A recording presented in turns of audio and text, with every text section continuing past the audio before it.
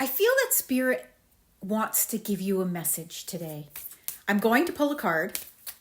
You will know that this message is for you because of how it resonates with you. How when the words are spoken, it drops into your heart and you think, wow, that is for me. So here we go.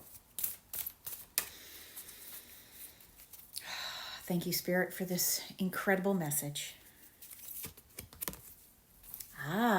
Lord Ganesh, infinite abundance. Oh yes, infinite abundance.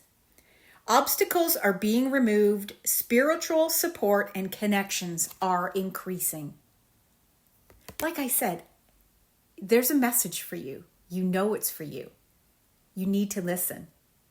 Spirit, your angels, your archangels are all around you, giving you signs, filling you with abundance, giving you all that you've hoped, you've asked for, and dreamt about. Tap in and see where Spirit leads you. The obstacles are being removed. How amazing. Oh my goodness. How amazing.